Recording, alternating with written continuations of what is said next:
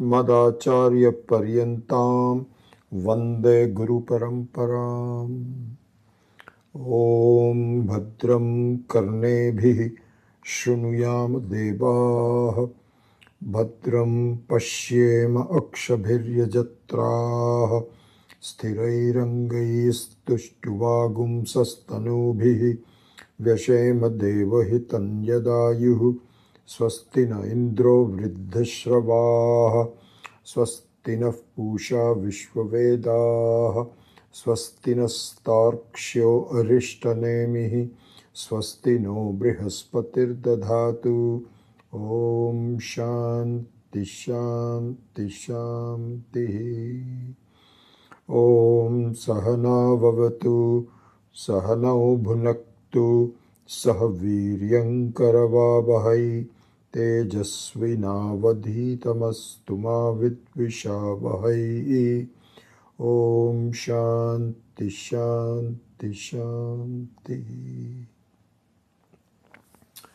So let's chant the seventh mantra of the Mandukya Upanishad. Nantah pragyam, pardon me, na bahish pragyam, na ubhayatah pragyam, na pragyanaghanam, na pragyam, na pragyam, adrishtam avyavaharyam, agrahyam alakshanam, achintyam avyapadeshyam, ekatma pratyayasaram, prapancha upashamam, shantam shivam advaitam, chaturtham manyante sa atma sa vigyeya.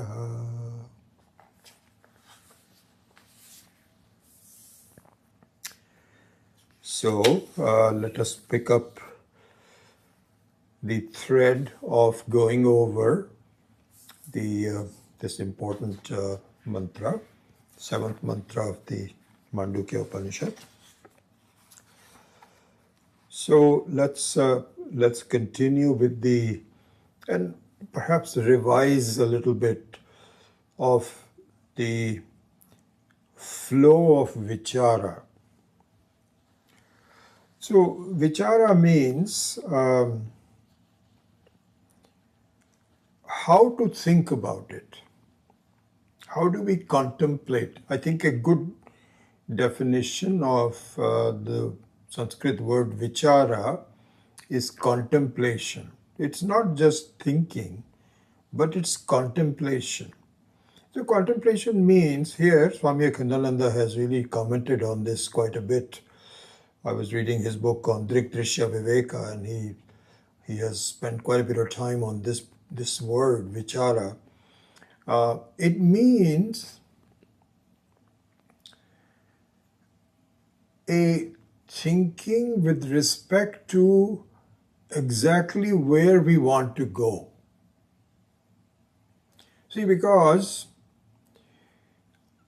we do a lot of thinking, we are capable of, our Ishvara, the Maker, has given us the faculty of thoughts, of thinking, of buddhi, and we employ it for various mechanisms, various accomplishments in our life. But the question is it taking us where we want to go? And the answer is not unless you have some instructions on where you are going.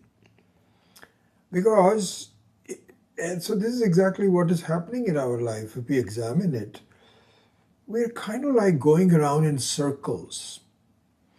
You do some things that are reasonably successful and you feel good about it, and you want to do more. But doing more of that sometimes leads to less success, disappointments. And so we try something else. So all I'm saying is that we do employ our thoughts, but in a way which is not not allowing us to reach the destination that we all want. And we will discuss a little bit about what the destination is. So, vichara means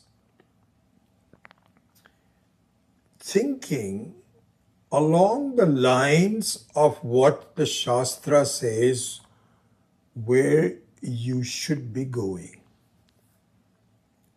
So once we have, it's kind of like GPS. Once you know exactly where you're going, then you just follow the instructions. And sometimes the instructions may be a little vague.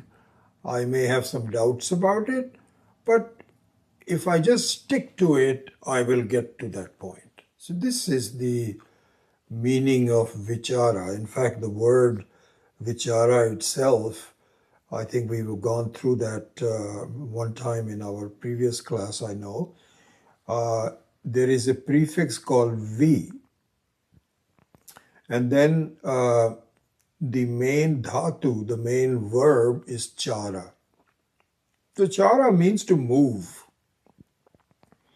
to proceed further. As we do in our life, we are always moving forward, trying to do things, improving our situation. We are very familiar with that. But the prefix vi means visheshena chara. Visheshena means very particular way. Very particular way.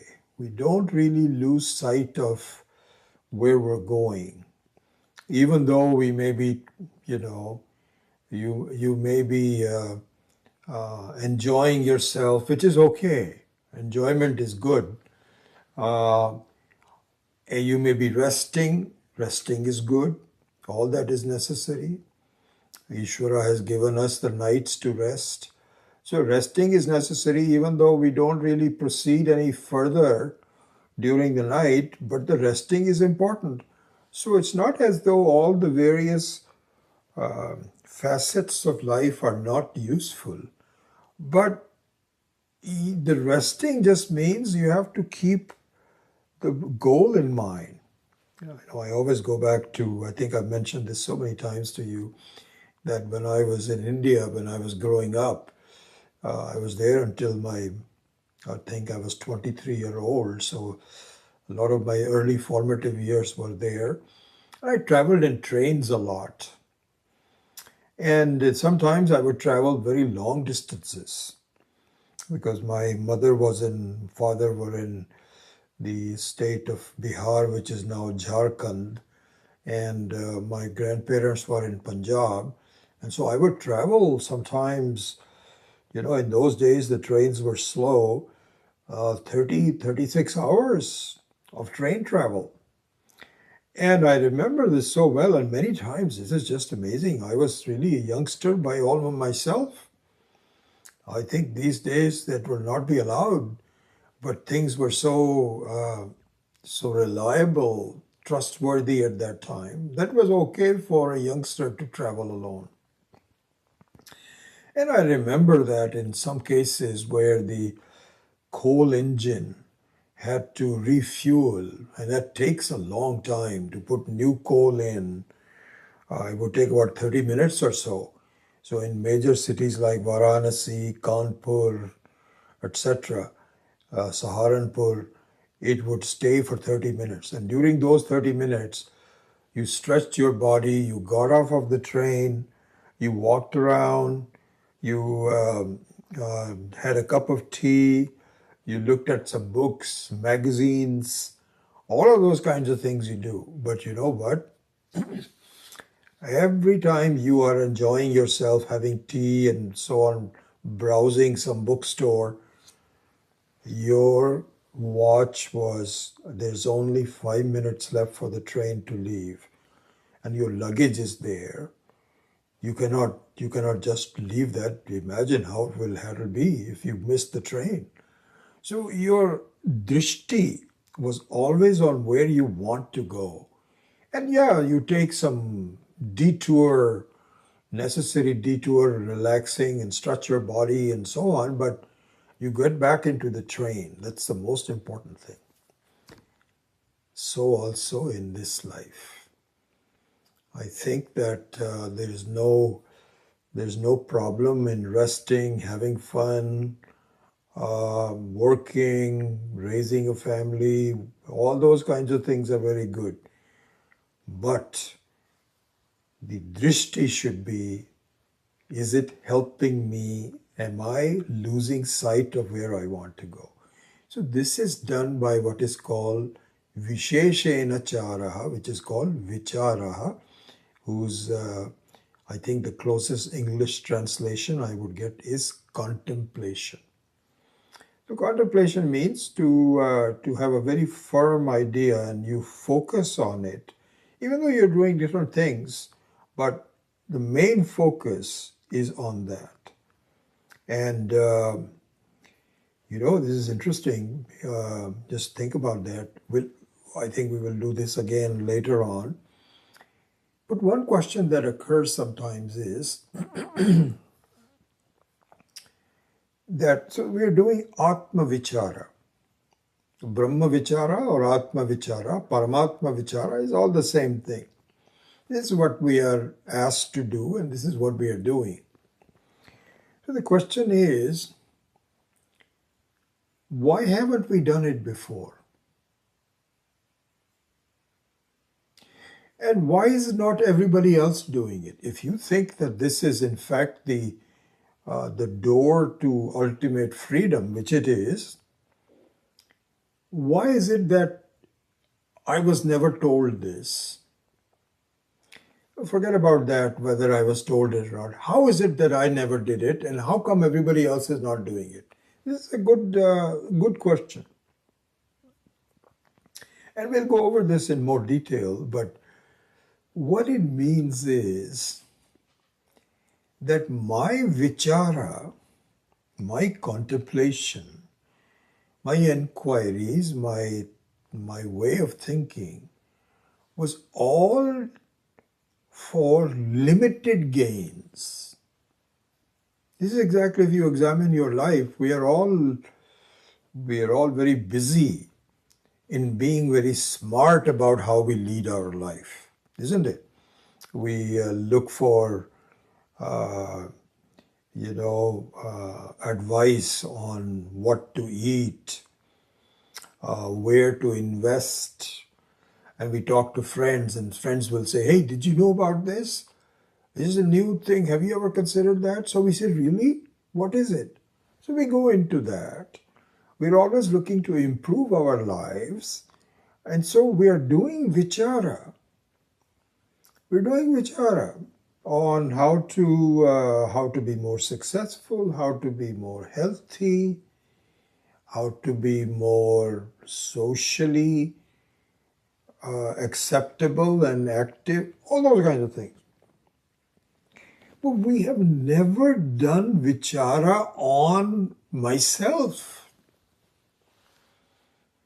I do vichara on my body and my mind and my senses. I visit doctors and all those kinds of things I do. This is the thing. So in Shastra it says, Vicharam na sahate, avicharita siddham dvaitam. Means, if you were to inquire into yourself, as Ramana Maharshi says, who am I? You would now find some things that you were confused about and it will straighten it out. And you've never done it, that's all. So all it takes is Atma Vichara.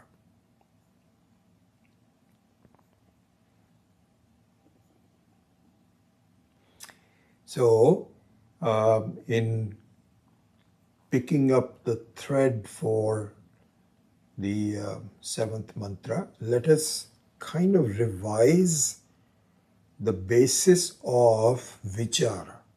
We've done little pieces of it here and there, but it's a good thing to revise it, to see exactly how to do it, where are we going, all that. So let's proceed along those lines.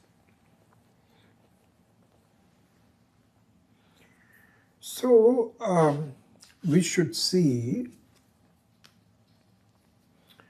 And this is one of the fundamental tenets of Advaita Vedanta, is that nothing in this creation rests until it is in its natural state. This is worth, and we're going to, by the way, when we start the next Tuesday class in this new kind of like a mini course of the vision and promise of Vedanta, which, as you and I've been talking about it, and we'll start that next Tuesday. Many of the things are going to be common between these two. So it's not as though it's going to be completely separate here, completely separate there. So they're going to be common, which is okay. Sometimes having an emphasis or re-emphasis on the main points is okay. So I just want to let you know that many of the times we will be doing this as well in a more structured fashion on the Tuesday night class. So this is one of the very basic tenets of Advaita Vedanta is, this is how we need to think. So I'm just going to give you the method of doing vichara today as the introduction to the seventh mantra.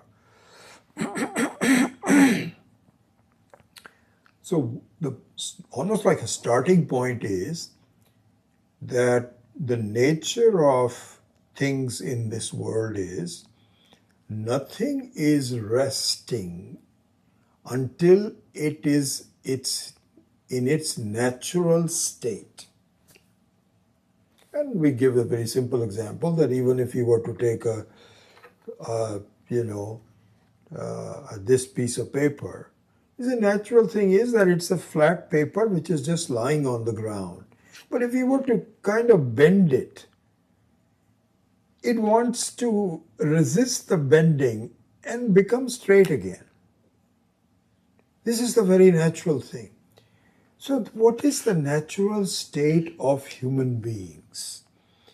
We are a creation. Every human being, you and I, every human being is a creation. And we should examine how we behave in our life. We have a natural state, and we are not happy until we gain that natural state. And this natural state means that it is something which is my own nature. And if I'm in a state of being where I am not in my own nature, I'm not happy. I strive to change. What is the natural state of the human being? This is an important thing for us to. So it has three aspects, as you know. One is, well, I think there's one fundamental aspect of all things about the human being is we seek completeness, non-lacking anything. We want completeness. This is what is called Purnatvam. So Purnaha is a very important word. So Purnaha means I'm complete. And if I don't feel complete, I am not happy. I strive to become complete, but I don't know how to do it permanently. It's interesting. So, the LNG used to say this, that just reminded me of this, that a very good replica of this completeness is acceptance. When we feel accepted in various circumstances, it could be just a conversation that you are having with someone, even with your own spouse, for example, or your children. And when you say something and the other person says, yeah, that's correct. Oh, I think you are right. You feel very good that what I said is being accepted. I am accepted by the other person, is one thing. The opposite of that should be also thought about, rejection. Swami Dayanand used to say that, and in my own life I can tell you from that. One of the worst experiences in one's life is being rejected.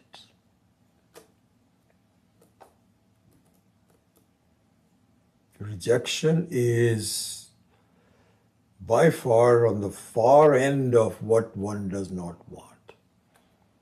And even very small things. You may be a very successful, very well-known person, big personality or anything.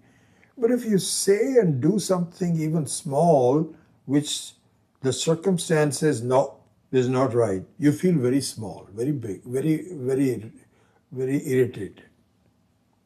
So rejection is a form of trying to be complete. Another thing Swami Dayananda used to say that is very similar to this is everyone wants to be significant. It doesn't matter who you are. It doesn't matter what your age is. It doesn't matter what your gender, your ethnicity, all of it doesn't matter. But these things are very common. The sense of completion, the sense of acceptance, the rejection of rejection, and the desire to be significant, which is also part of a form of purnatvam, completeness. That is also very important because we find if it's a subtle form of rejection. Insignificance is a subtle form of rejection. If you feel ignored by the circumstances, by people, you don't feel good. You want to see, everybody wants to be something who's significant. So the sense of significance, the trying to be complete, is a very important part of the human nature. So this is the one thing which really is common to all of us, that our basic nature is completeness. And this has three aspects to it. One is, I want to be. Beingness, Sat Swarupam, is part of completion. I never want to disappear. That's not my nature. Not to be is not accepted to me. Sometimes I find it's inevitable and I'm not happy about it, but that's not the nature of the human being, to be. Also, the second one, of course, is to be aware, as we have talked about it before also, that suppose you were given a drug where you are put into a coma, will you ever accept it? No. Even at night time, this is an important thing to see, even at night time, when we are complete, really, there's nothing lacking. But our sense of completion is lacking because we don't know that we are complete. We are so engulfed in ignorance that even though we are okay at night time, but I want something more. I want to be aware of the fact that I'm complete. So the awareness is also another aspect of it.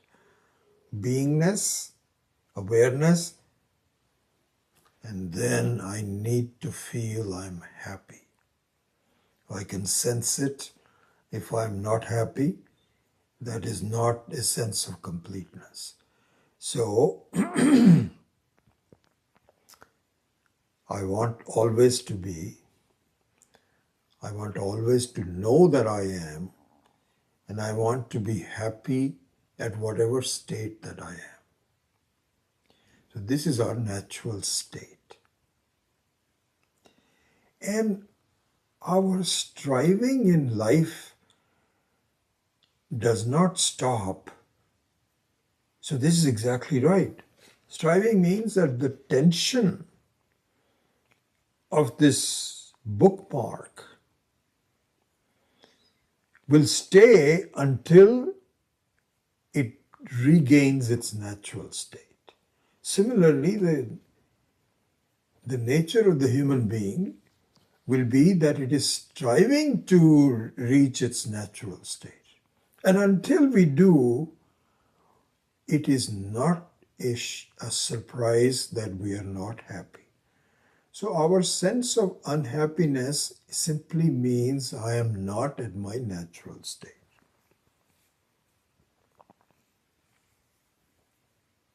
Okay. So the question is, why am I not reaching my natural state? What is the problem? If you say that this is our nature, then why am I wandering around? Why is everybody wandering around and not really finding it? We should be able to localize it and get to it. So this is what we were saying earlier, that the vichara is necessary. And I'll tell you why the vichara is necessary. We'll look into that in a minute. Excuse me.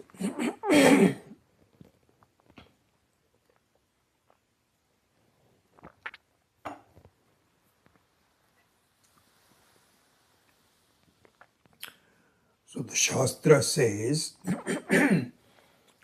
the reason you are not finding your natural state is, you can look at it in two ways. You're striving, you're looking, but you're looking at the wrong place.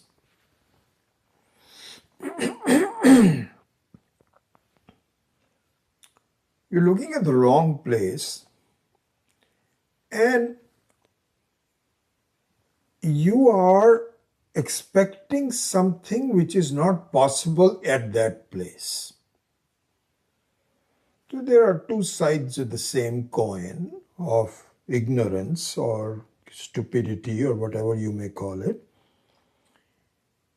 This is the reason. You need to localize your search to what you really think you should, to reach the state of being naturally pure, purity of your own nature. So why do you say that? What wrong place am I looking for? So here it says that if you were, supposing you misled your cell phone, which happens every day to everybody. Where is my cell phone? You keep forgetting it. But suppose, I don't know, I'm just taking an example like this. Supposing you start looking for your cell phone in the dishwasher. I say, hey, what are you doing? Oh, I'm looking for my cell phone. You're looking for your cell phone in the dishwasher or in the washing machine? Washing machine actually is okay, because you may have put that in a pocket and put the clothes for washing. That's possible. But I think a dishwasher is really, there's no possibility that you would lose your cell phone in the dishwasher. But suppose you are trying to look at all the various drawers of the dishwasher, up, middle, bottom, looking at all the dishes and say, what are you doing? I'm looking for my cell phone. Isn't that stupidity? Sometimes this word ignorance is used. Ignorance, I think many of the acharyas also say, is a kind of a soft word which gives you too much credit. The real word should be stupidity. This is what is called Brahma. Ajnanam, the real meaning of Ajnanam is Brahma.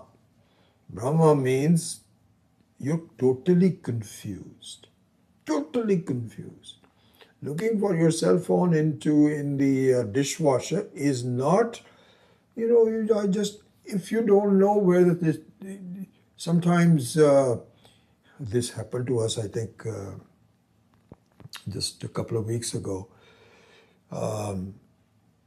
I lost my cell phone. And I looked around, I couldn't find anywhere.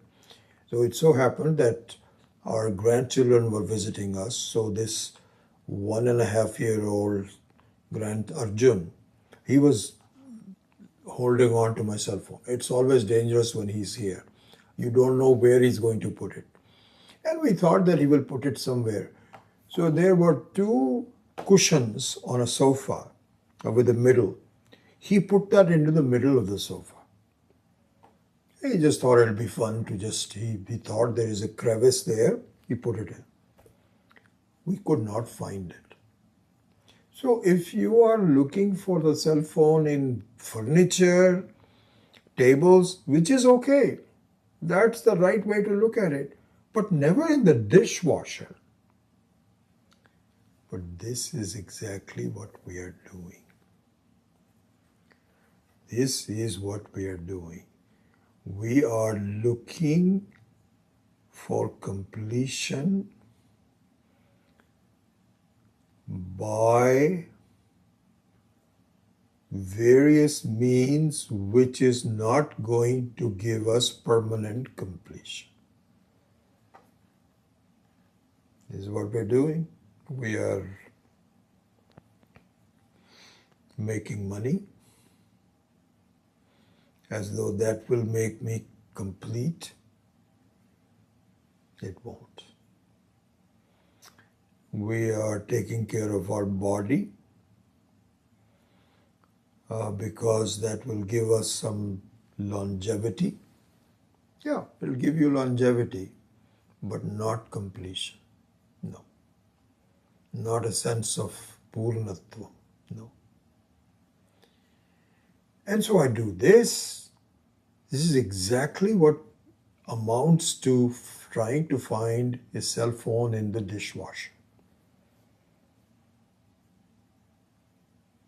And you will never do that in the dishwasher, but here at least one can be excused for the confusion, because I tell you why there is a confusion. Because sometimes the symptomatic relief itself is a relief. You feel, I feel good about it. I invested some money and I made some money and I'm now secure for a while. Or that I lost some weight and I feel better and I'm okay. This is good. I lost some weight in a very healthy way, which is okay. So you feel that's all I can do. I can do this, I can do that. But that is just temporary. It's not going to last.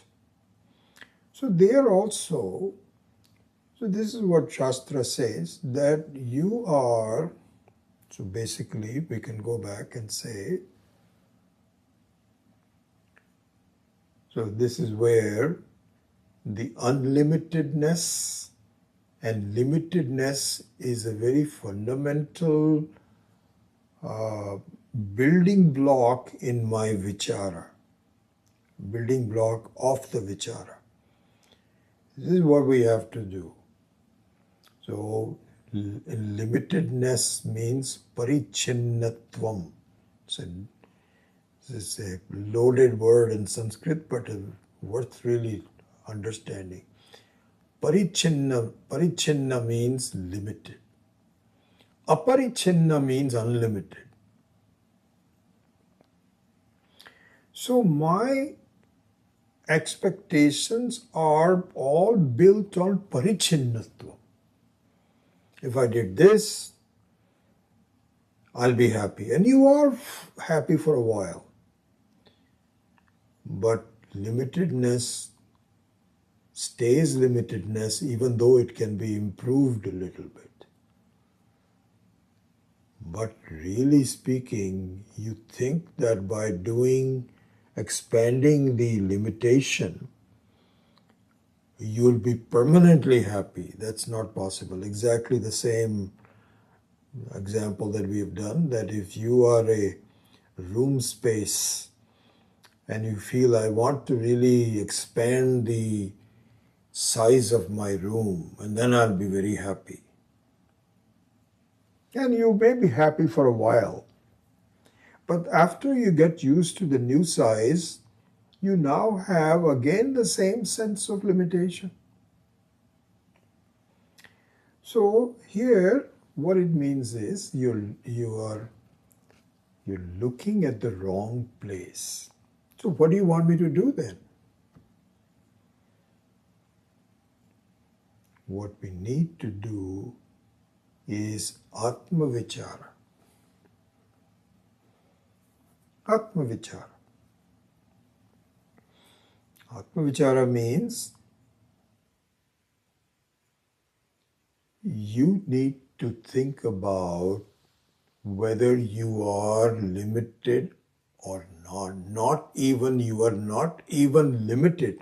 Not the type of limitation, but whether you are even limited needs to be thought about. Well, I can't think about it because I feel very limited. I know you feel limited. I'm not saying that you don't feel limited.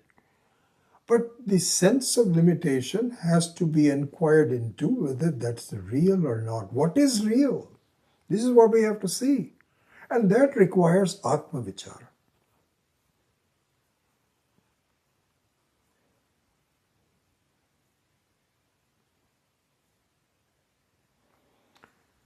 So one of the aspects of this, which we started on, and we spent quite a few classes on this, and we will now bring that into this vichara, this trend of thinking, is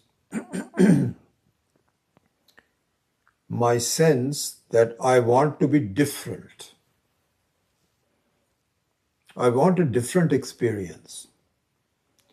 This experience that I have is not totally satisfying to me, which is good, which is true. None of the limited experiences are totally satisfying. Cannot be. So that one is okay. But you feel that now I need to have a different experience. And if I go to a different experience, then maybe I'll be okay. And the problem is that for a while, in fact, you will be okay.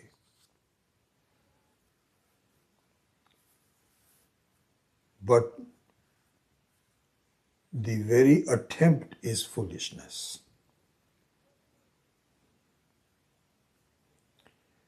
So you are not really going to get what your natural state is, where you are completely okay.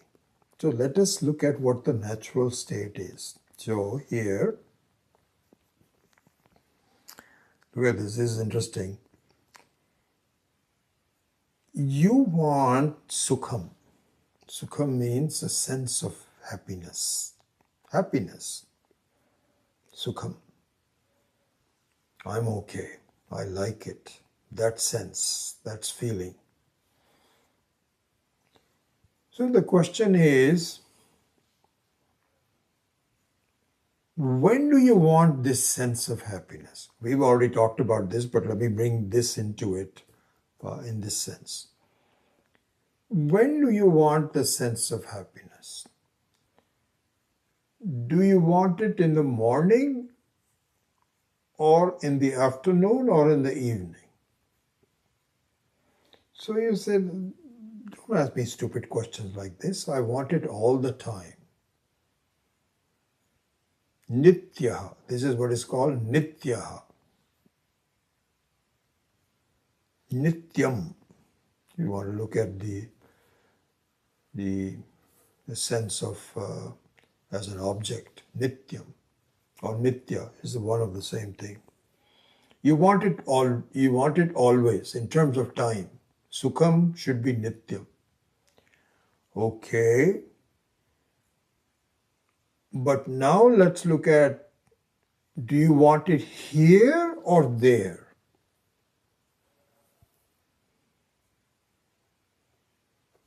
Another stupid question. I don't care whether I'm here or there. I want to be happy at all places. So this is what is called Purnaha. Same word but in different meaning. So Nityaha is time-wise and Purnaha is place-wise.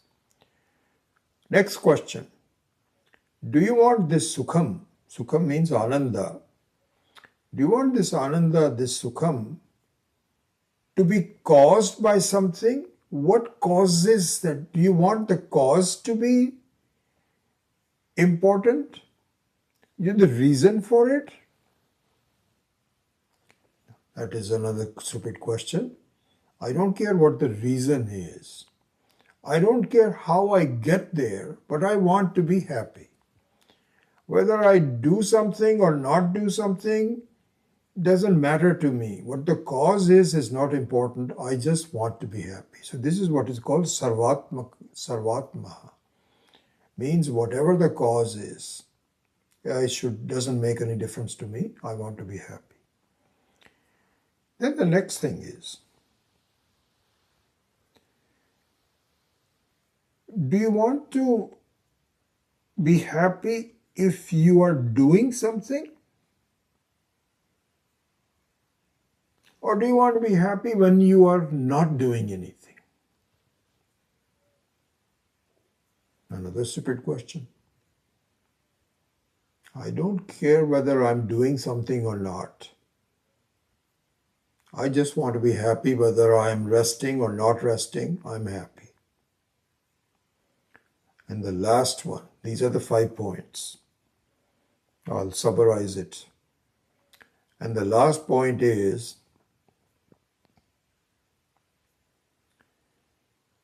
supposing you are happy, and we've already talked about it before, supposing you're happy but you don't know that you're happy.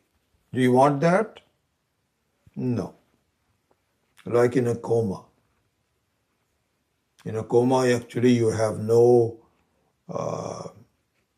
problems. All the problems of the body also go away. Mind also is not there.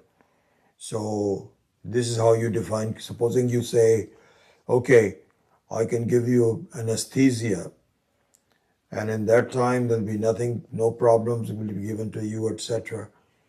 Okay. Will you buy it? I'll buy it only if something needs to be, some appendectomy or some minor procedure has to be done, major procedure has to be done, but not forever, because I want to really be aware. I want to come out of it. So this is an important thing, that you need to know that you're happy. So these are the 5 things. Nitya, Purna, Sarvatmaha, Anayasaha. Anayasaha means without effort. And Jnataha. These are the 5 things. This is what I want. This is what I want. This is what I'm striving for. So it is said, these 5 things where you are Nitya, you are Purna, you are Sarvatmaha, you are Anayasaha, And your Jnata is the state of Ishvara. Is the state of Ishvara. Because Ishvara is, there is no anityaha, apurnaha, ayasaha, sarvatmakaha is not there. And it is jnata. Ajnatam is not there. This is what Ishvara is. So we can say this. You are really searching for Ishvara. If we ask you, hey, are you searching for Ishvara? You'll say, what? I don't even know what Ishvara is. How can I be searching for, okay, God, whatever language you are in. You're in the Westerner, but Ishvara is a very strange word. You'll say, are you searching for God? You say, no, I'm not searching for God. I'm searching for my cell phone that I lost. Do you know something? You are searching for God. You may not know it. You may not accept it. You don't want to be known as I'm a searcher for God, but everybody is searching for God all the time. This is what we should really understand. And then we will say, where is it? That's a different thing altogether.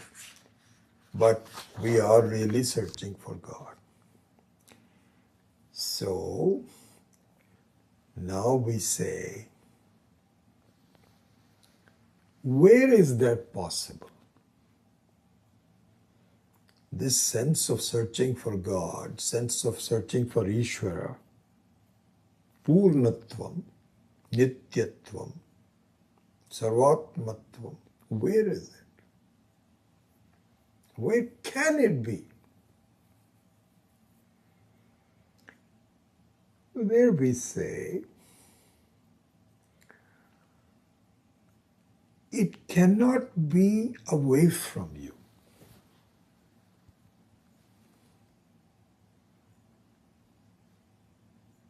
It cannot be away from you. Why not?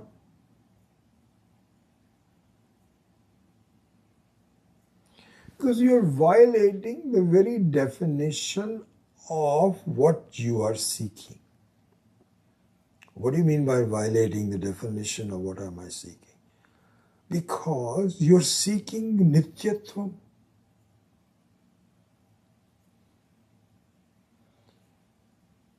You're looking for Satsvarupam, Purnatvam. So all these things, if you say that's not me, you're very violating the definition of the Purnatvam, of Nityatvam. Because it must include you, it must be you.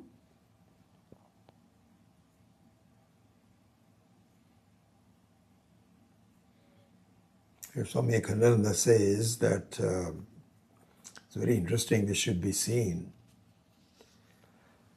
that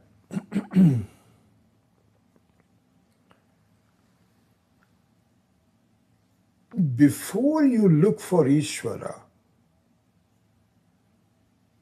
even before the search, forget about finding Ishvara, but even to look for Ishvara,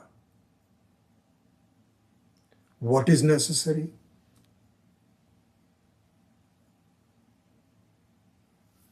The Atma, the Self.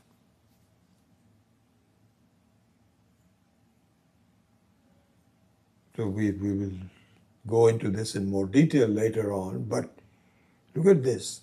The very concept of Ishvara is paroksha, is away from you, not there yet. I don't know where Ishvara is. So Ishvara's search is also paroksha. It is not there. Whereas the Atma is aparoksha. It is always there.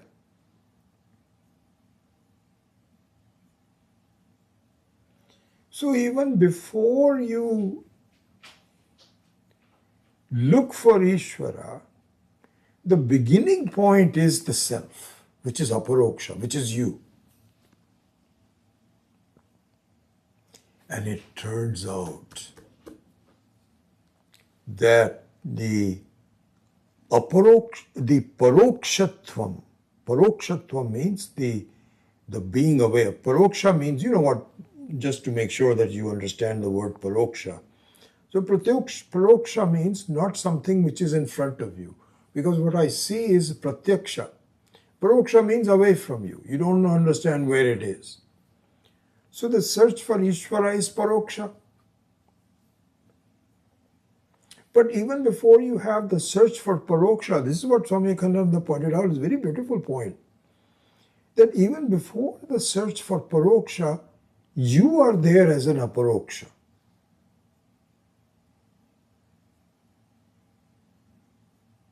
And if you are there as an aparoksha, the only question is that Ishvara's parokshatvam will go away. Will go away, and then you will find that what you felt was not there is actually right in you itself. This is what called Tattvamasi, which we will go into in more detail some other time. So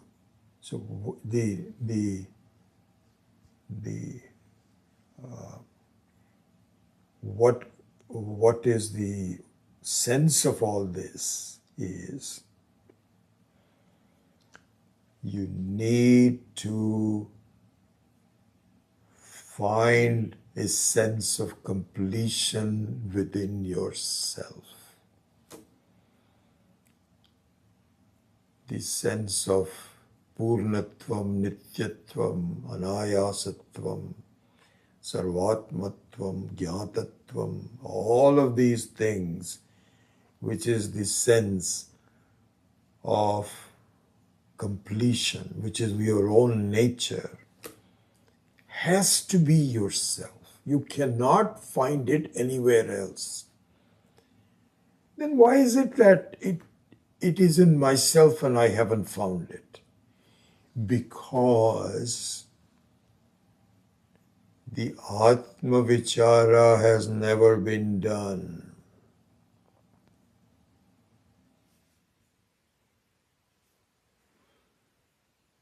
Atma Vichara has never been done. It is because you are so busy in looking at Vichara for parichinna objects, that the aparichinna, which is you, the vichara has never been done.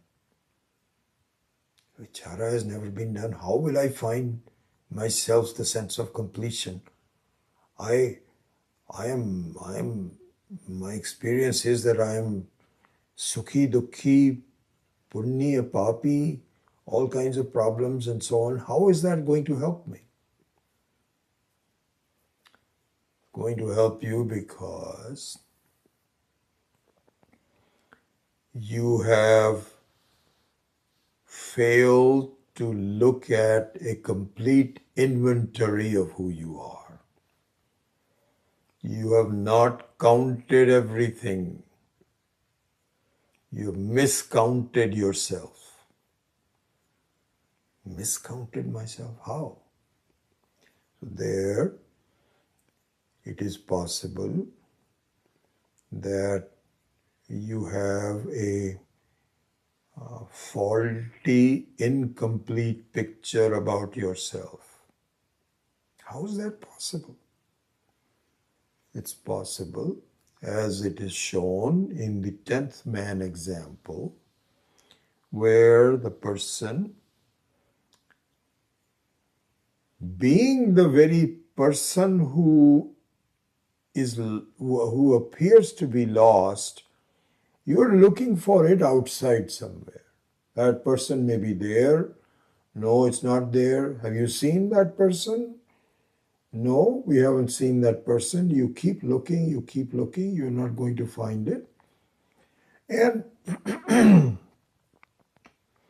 unless it is pointed out that that is the missing inventory, the missing piece that completes you, you have a feeling, I know myself, because it is said in our Shastra that the 10th person also knows that I am a 18-year-old boy and I am the son of so and so. My teacher is so and so. I have a body. I have mind, and I'm this tall, and you know all of those kinds of things. You know a lot of things about yourself, no doubt about it. But there is one missing thing, that you are the missing 10th person. And that creates all the problems. Just one thing. So therefore, Atma Vichara is appropriate because you have failed to take into account the one thing that you can do a number of things about yourself. You may say, I'm a very accomplished person. I have done PhD, and I have a house, and I have a family, and I know so much, and this, that, or the other. There's a lot of things you know about yourself, and accurately, you're not lying. But you have not taken into account the Nitya Purna Sarvatma Satchidananda. Me? That's me? That's what we have to see. That Purnatvam has to be seen. So that just means that our search for myself is at the wrong place. I'm searching for completion where there is no possibility of completion.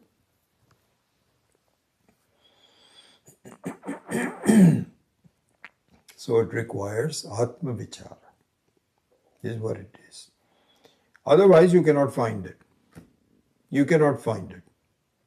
You can keep looking, you can keep looking, you can, just like the 10th man, you can, the more you look, the more you seek, the less you're likely to find it. So this is exactly what happens. We look for a sense of completion, verification, that our election, in our state, in our candidate must win in the election. And we get very perturbed when it doesn't happen.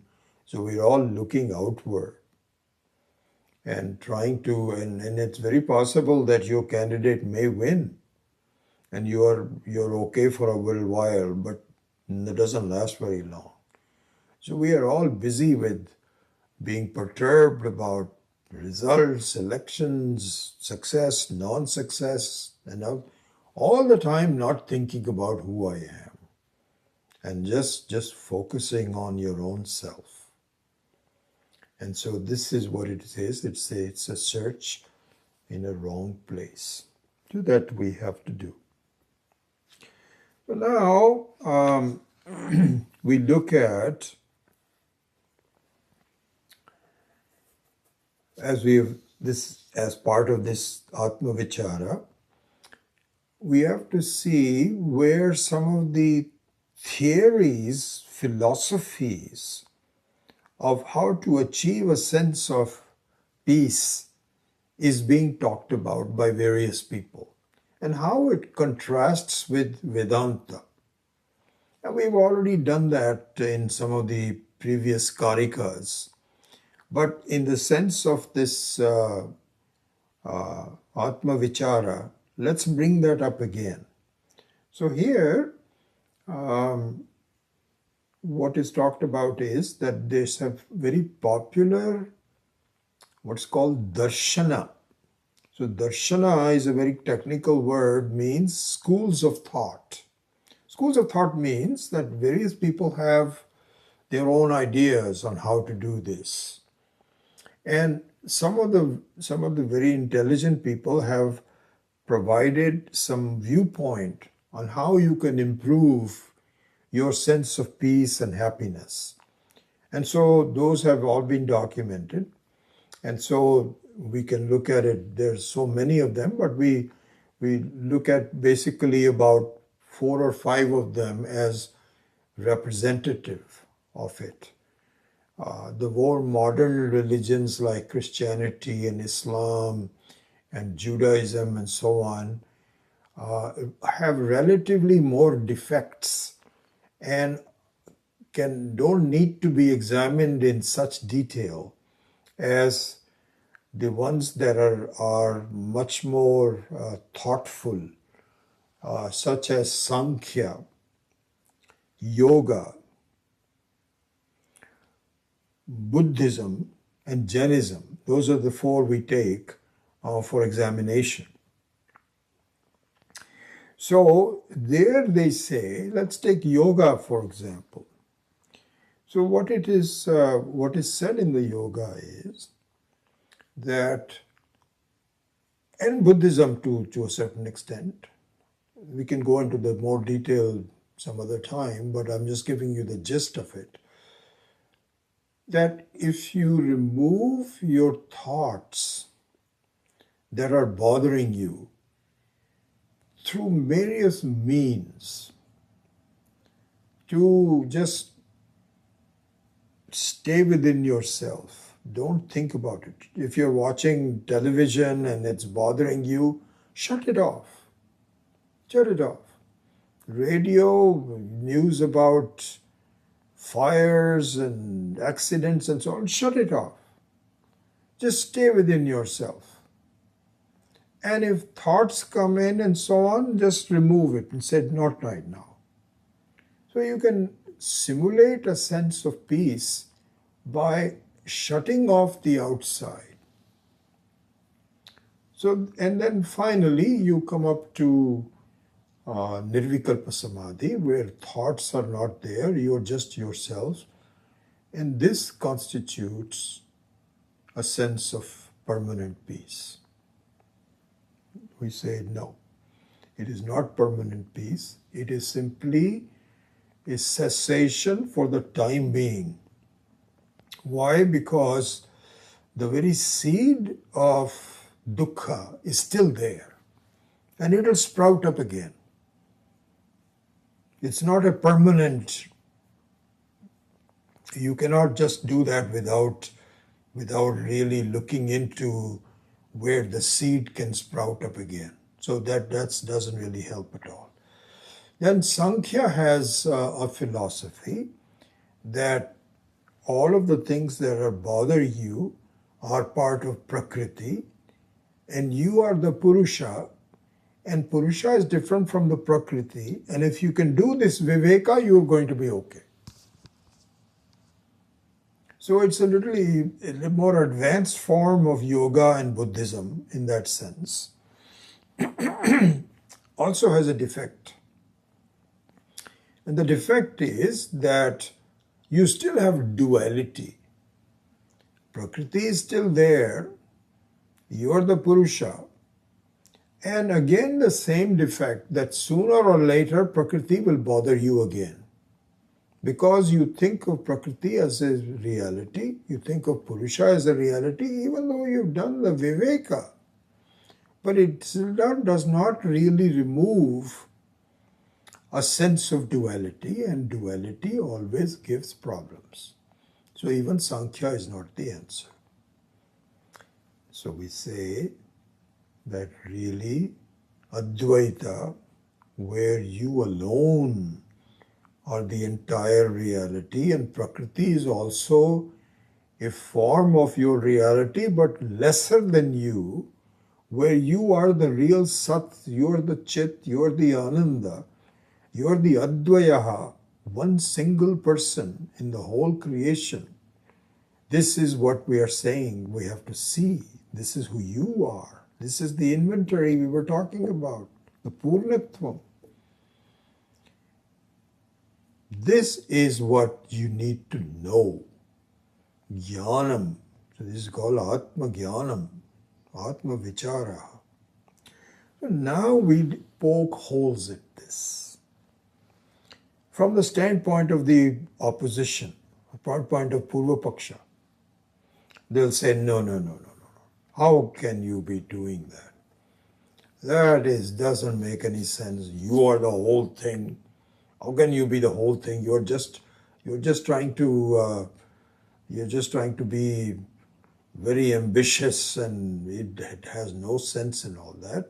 Just by knowing that you are the whole thing, how are you going to be happy? Tell me. So, in this Atma Vichara, this whole sense of doing, this is all taking up Adi Shankara's commentary, which is what Swamiji is summarizing. Okay, so in the Tika by Anandagiri on the Shankara Bhashya, it says, okay, you're not accepting our Advaya philosophy, our Advaya knowledge. It's not a philosophy, Advaya knowledge. Why is it that you're not accepting it? What are the reasons for it? Are you not is your objection because the result of knowing is not happiness, is not possible? Is that how you're doing it? So one is phala. Phala means the results, that jnanam does not give phala. That can be one reason. Is that what you're objecting? Or you're objecting that there's no proof of it. There's no pramanam. You cannot prove it. Is that another objection? So one is phalam. The second one is called pramanam. And the third one is there is no method of doing that. You cannot do it. There's no known method. So this is called sadhana. So we ourselves get into a discussion and saying, okay, this is what we are saying.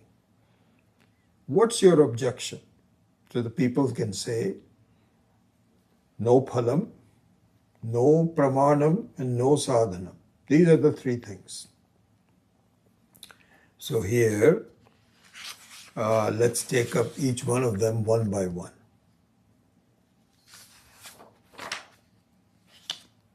Okay, so let's take up phalam first. And I think this is all the time that we will have. We will not have any other, but the other time we will have to do pramanam and sadhanam next time. In terms of phalam, we say, if you wrongly understand something, wrongly, for whatever reason, if you remove the error of understanding,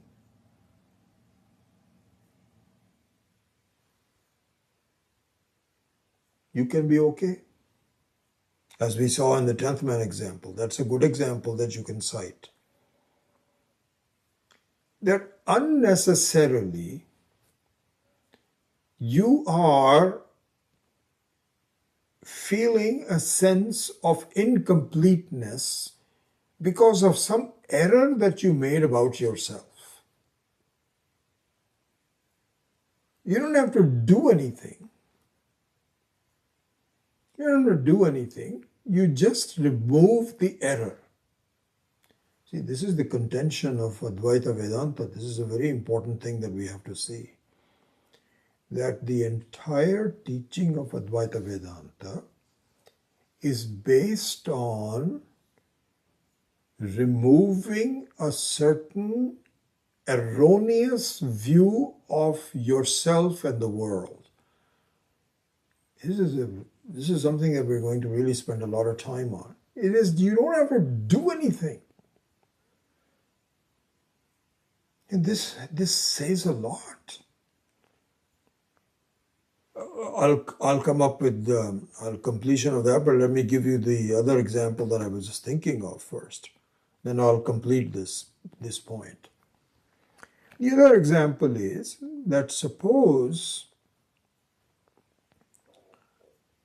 we often take the example of the rope and snake, but let's just take another very simple example also, something different.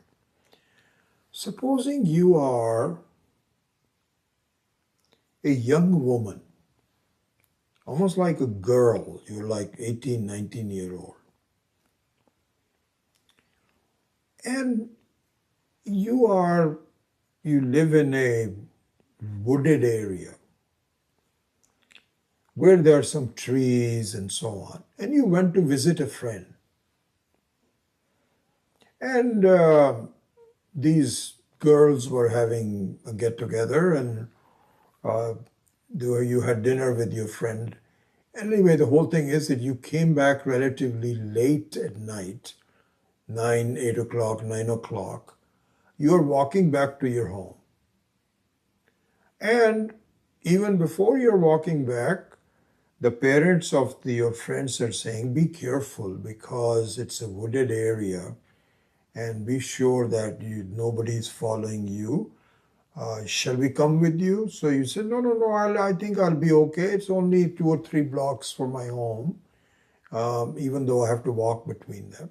But they kind of preconditioned you by saying that this is a wooded area and you have to be careful that you don't have anybody, attacking you in the nighttime and so on. She says, okay. You start walking. Somewhere in the dark, there was a tree that was cut down. So it has only a stump showing. Or it maybe had fallen off in a storm or something like this. So there is a tree stump which is about 5 to 6 feet tall. And it has some branches on the top and so on. As you're walking, as this girl is walking, she feels that this looks like a man. It's the same size. And you feel, my God, I should not have come alone. Because it looks like in the darkness, semi-darkness, not complete darkness, it's semi-darkness, pretty dark, but it has some light showing in that she can see this. She gets very fearful. She gets very fearful. And she says, I don't know, I hope I made a mistake. Your thoughts are already there. These are what is called vasanas. That something is not right. Now it is given expression because you see something which is a mistake. It is not a living human being, it is a tree stump. And it is only while she's kind of glancing back at it and so on, she realizes, oh, this is a tree stump. Oh my God, that scared me so much, scared the hell out of me. Oh wow. There's a big relief when she finds out this is not a tree stump. This is not a human being, rather. This is a tree stump. Very similarly is our situation. What we need to know is that I am a waking person.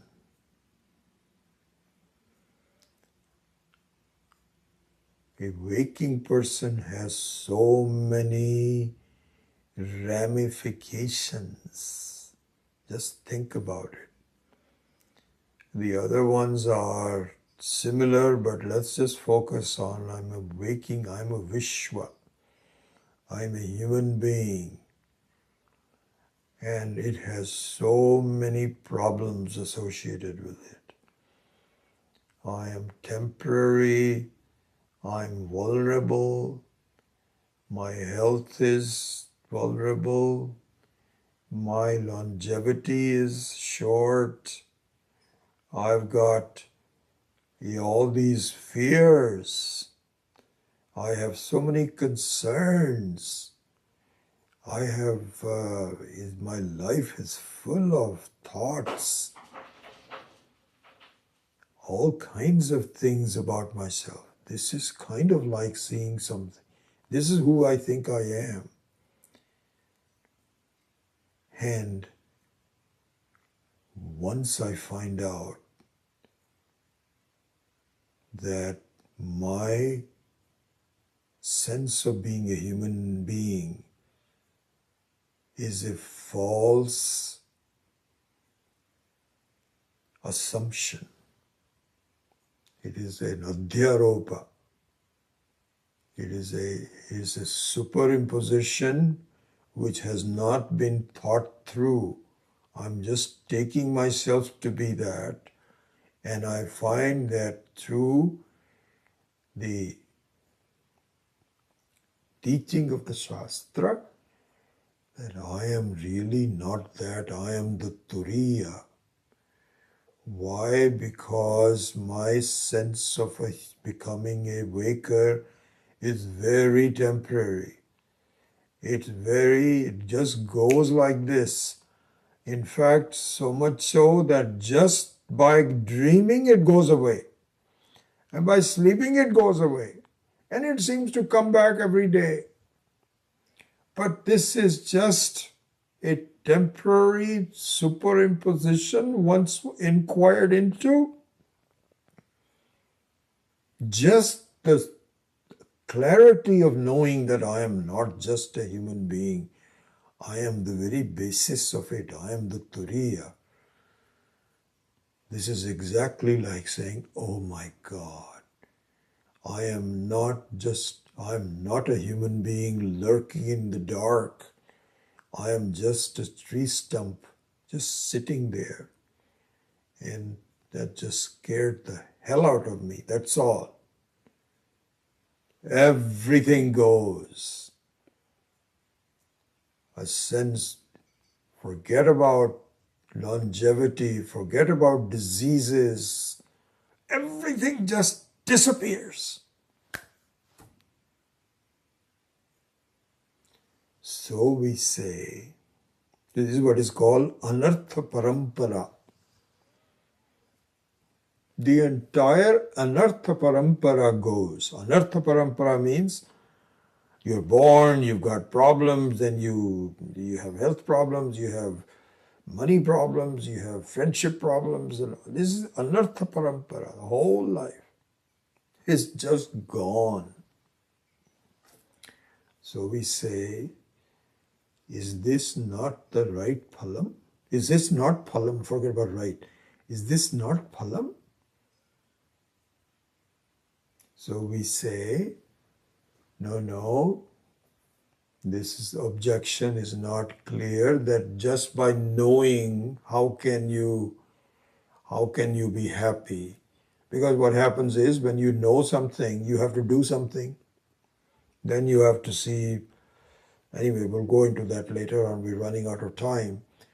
So the first objection, which is that lack of phalam of the Advaita of Vichara, if it is based on error, and it is based on error, is instantaneous and complete. So next time when we meet, we will talk about the objections for pramana and sadhana. Okay? All right, so this is how it proceeds. I'm just following the script of Swami Akhandananda's very detailed explanation of the 7th mantra. I think I told you this is something like 50 to 70 pages of it's a very comprehensive view of the 7th mantra. and we'll go into more details about that in the next class. Om Asatoma Satkamaya Tamasoma Jyotirgamaya Mrityorma Amritam Gamaya. Om Purnamadav Purnamidam Purnat Purnamudachyate Purnasya Purnamadaya Purnamevavashishyate. Om Shanti Shanti Shanti. Hari Om Shri Gurubhyo Namaha. Hari Om.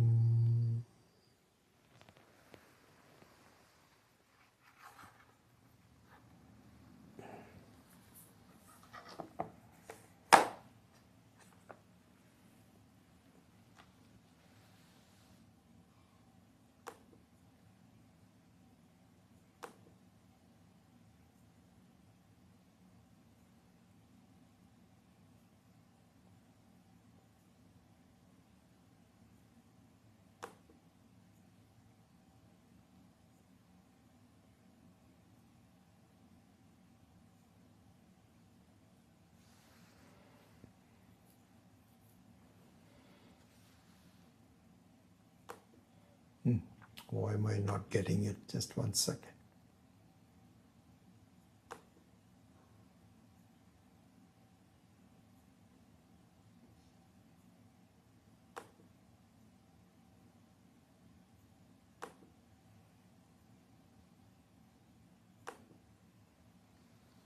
Okay.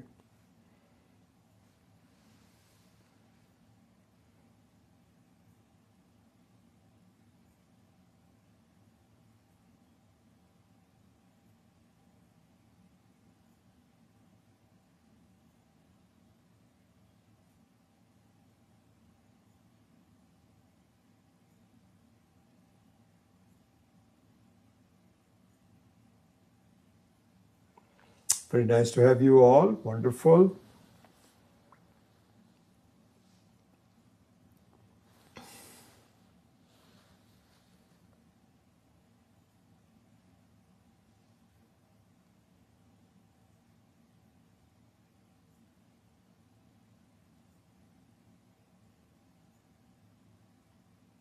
All right, I don't see any questions, so I will see you.